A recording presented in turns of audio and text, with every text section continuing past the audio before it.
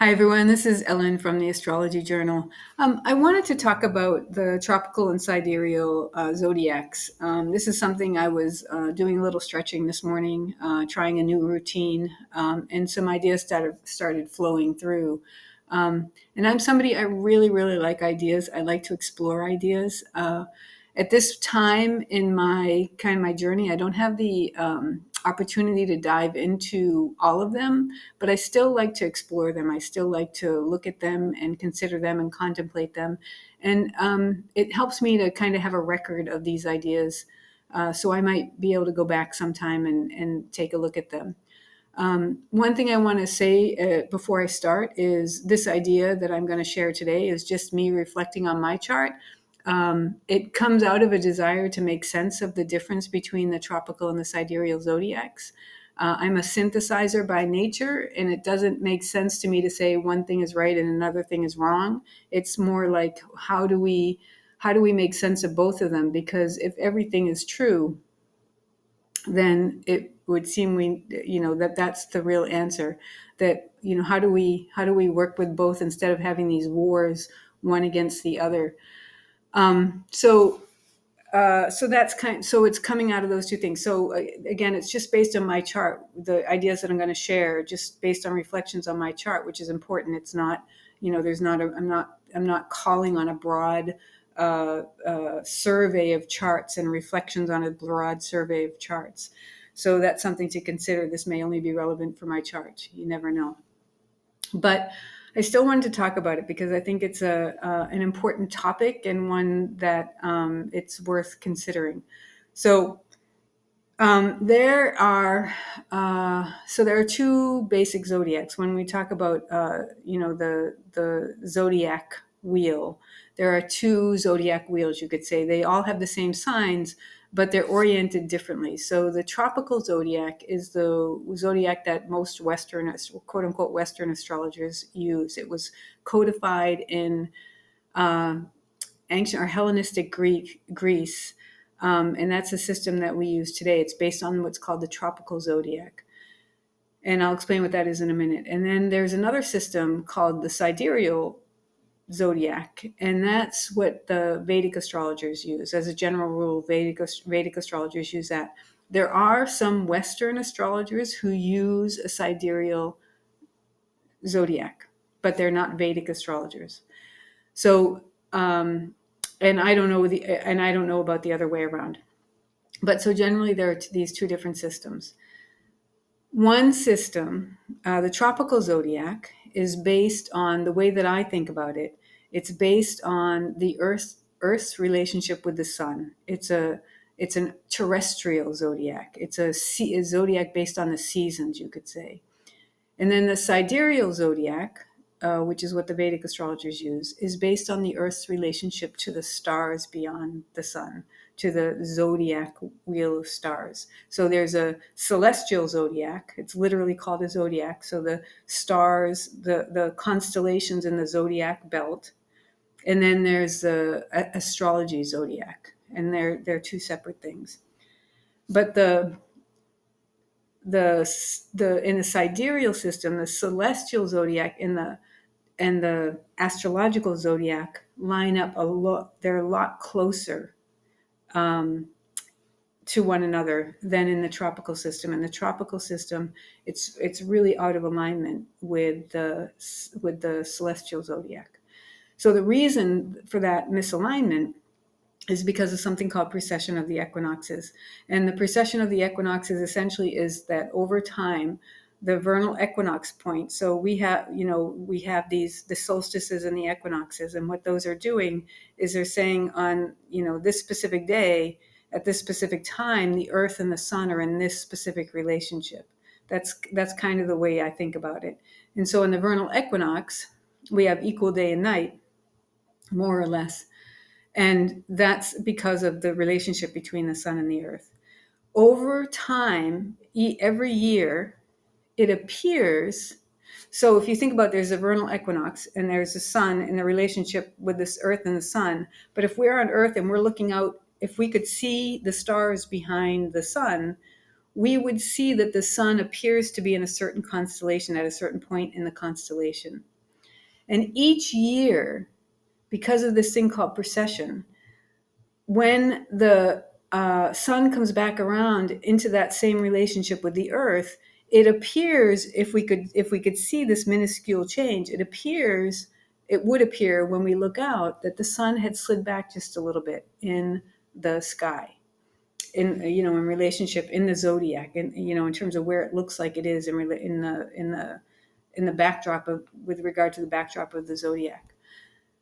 And it takes 72 years to move about a degree, to slide back about a degree. When the ancient Greeks codified the system that we tropical astrologers use, it was around, the early, like the zero AD, I guess you would call it, around the turn of the millennia, the last millennia. And it was a little before and a little after, but that general time period.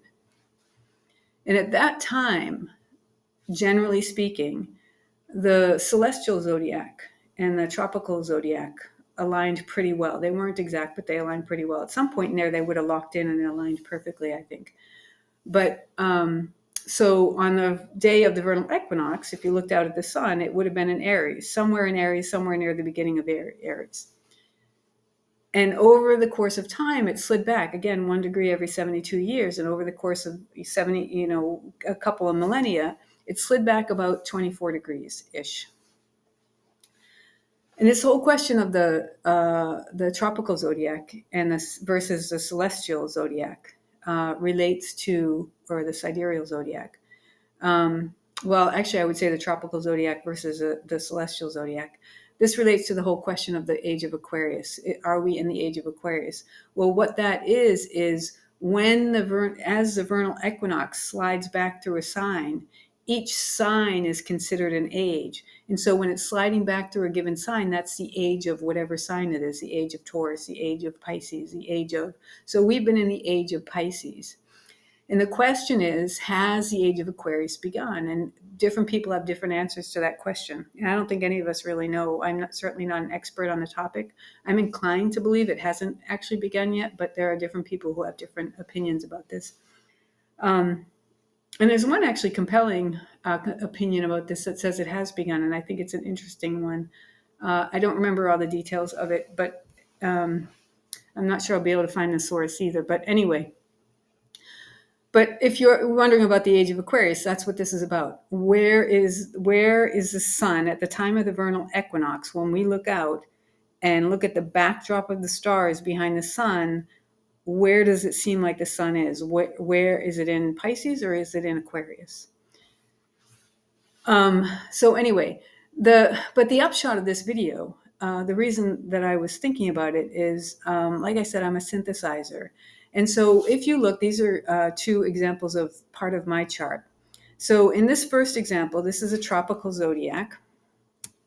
This is my chart on a tropical zodiac. It's an equal sign, equal house system, just because.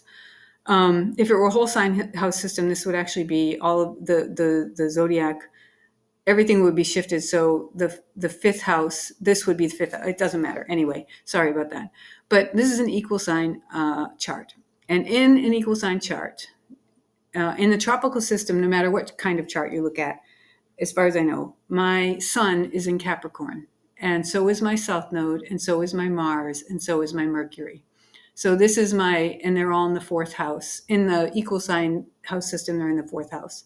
In the whole sign house system, they'd actually be in the fifth house, but they'd still be in Capricorn. But that's a whole different matter. So they're in Capricorn. My sun is at 4 degrees Capricorn. My south node is at 11 degrees Capricorn. Mars is at 16 degrees Capricorn. And Mercury is at 20 degrees Capricorn. So if I go to a tropical astrologer, or a tropical astrologer, I go to myself, I'm reading this in a certain way. I'm reading it as, these planets are in this sign. And in the case of this house system, they're in this house. So that's how I would read the chart. But if I go to a sidereal astrologer, a Vedic astrologer, what they're going to see, and this isn't a Vedic astrology chart, there's a square, and I don't know how they do the house system. So this is totally just to show an example. So this is, again, the equal sign house system. I don't know if they use that. I don't know what house systems they use. So this is, again, just for illustrative purposes, not to presume to be showing you a sidereal or a Vedic or a sidereal chart, Vedic chart. So anyway, in that system, we pull up my chart. Well, suddenly, look, we still have the fourth house, but my sun is in Sagittarius, my south node is in Sagittarius, my Mars is in Sagittarius, my Mercury is in Sagittarius. I'm a Sagittarius. My sun is in Sagittarius. In the Vedic system, I'm a Sagittarius. In the tropical system, I'm a Capricorn. Sun here, 10 degrees versus here, 4 degrees. Sorry, it won't make you seasick. So I won't do that. I won't keep doing that. Sun, 10 degrees in the Vedic system, 10 degrees Sag. South node, 16 degrees Sag. Mars, 22 degrees Sag. And Mercury, 26 degrees Sag. So a different interpretation. Now, I don't know what the sign meetings are in Vedic astrology, but if I were to bring my tropical interpretations to this chart, it would be a very different reading. I would read it very differently. I would still read all these in the fourth house, but I would read them in Sagittarius. Sagittarius is about, in the tropical system, is about freedom and expansion and beliefs. Capricorn in the tropical system is about restriction and structure and limitation and doubt. So they're totally different things. Now, notice that in the tropical zodiac, the planets are ahead of where they are in the celestial zodiac. And the difference, by the way, right now is about 24 degrees, and it'll keep kind of increasing. That difference will keep increasing over time, until eventually, in a long time, they come back and meet up again. So the question is, do we have to fight? Is it this system or that system that's right? Or can we possibly kind of say, well, this system is aligned in this way, and so it's giving us this kind of information, and this system is aligned in this way, and it's giving us this kind of information. And then from there, can we potentially synthesize? Can we potentially use both to help us get an even bigger picture, a bigger understanding of what's going on? So let's say we decide that the most important, well, maybe not the most important, but the baseline reading, let's just say, would be the orientation to the celestial zodiac, because that would be the celestial sphere, would be the universe of spirit, all that kind of stuff. So let's say that's our primary orientation. So in that orientation, the focus is, I'm doing a lot of work, South Node past. I'm doing a lot of work around beliefs and expansion and know thyself. That's really important. In the tropical system, so then let's say this tropical system is secondary. Let's say the tropical system is, I am a spirit. I've decided to come down into this earth sphere. And I want to I'm exploring this idea of expansion and beliefs and know thyself, especially we'll think about know thyself. But I'm choosing to go into Capricorn. I'm choosing to, in the terrestrial sphere, explore that through the sign of Capricorn, which is about self-doubt and restriction and limitation. And so then that gives me perspective. It's like, oh, that's interesting. So this isn't, this isn't a separation from this. This is an opportunity to better understand that. I found that really, really, really helpful. I found it really just really freeing, and it just gave me a bigger perspective on what might be just in terms of my chart and what I'm doing here and why I'm experiencing what I'm experiencing and the struggles I'm having and all that. But then also better understanding, well, how can we make use of all of it? Do we have to keep, arguing about this or that or this or that? Can we potentially just figure out, even if we don't want to use the whole thing, can we at least understand each in and of themselves so that we can value them? And we may gravitate to one or the other, but we don't necessarily have to dismiss one or the other. We can appreciate each for what it is. Another thought that I had, this is maybe I don't feel as strong about this one, but another thought that I had is if the tropical zodiac is ahead of the sidereal zodiac. So again, my planets in the tropical zodiac are in Capricorn. Capricorn is ahead of Sagittarius. In the sidereal zodiac, they're in Sagittarius. Sagittarius is behind Capricorn. So we can maybe think of it as like the tropical zodiac is like the scout, right? We're scouting the territory. And this is the intention. This is maybe where we are. And maybe this is where we're going, and we're scouting the territory. We're giving information here, to prepare for going here. If you think about looking at a mundane chart, right now Pluto is in the end of Capricorn. It already dipped into Aquarius, but right now it's retrograde in Capricorn. It's kind of going back and gathering some more information before it dives into Capricorn or to Aquarius for good. And we all know, like if we think about Aquarius technology, all that kind of stuff, intelligence, the genie is out of the bottle when it comes to AI, right? So we could say that this is the scouting the territory, and what we're really going to have to be doing is bringing structure, bring to that what's been let loose. So a different way of thinking about Capricorn and Aquarius, usually I think of Capricorn as restriction and Aquarius needing to break free. But this is a different perspective. It's like Aquarius is broken free, and it's like, okay, that's great, but we need to bring structure to that. Not to squash it, but to make it possible. Form. We need form and structure to have life in these bodies. So structure isn't a bad thing. Spoken like a true Capricorn, right? So it's just another way to think about it. So going back here, so right now in the tropical system, Pluto is around here, but in the sidereal system, it's here at the beginning of Capricorn. So it's like, oh no, we're just going through Capricorn. I thought we already did that, but we could be thinking about it as no. We're doing the advanced work, looking in Aquarius, and now there's the opportunity to bring structure to that new thing that's out. I don't think I explained that very well, but to me, that was another way to explore, to think about how can we synthesize these? How can we work with them together rather than having to exclude one or the other, or disparage another by saying that ours is better, right? Like that doesn't seem like a healthy way to go forward. So how can we appreciate both and incorporate both and use both if we want to do that? And if we don't want to do that, how can we use what we use but still appreciate the other? We don't need to put another down for us to feel good about what we choose, what we resonate with, what's true for us. So anyway, those are thoughts that I wanted to share, and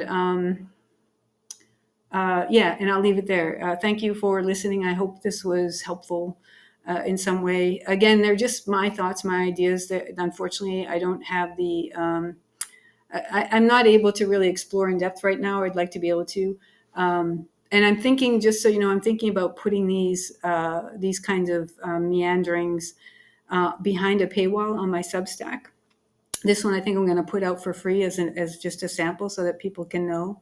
But I am trying to find ways to support myself for various reasons, and this might be one way to do that. Also, I think I would feel more comfortable having these behind a paywall because they are just kind of initial thoughts. They're not meant to be like, broad, this is how it is. They're just me exploring. So it will be an opportunity to sort of see me as I explore and try to find my way and figure things out.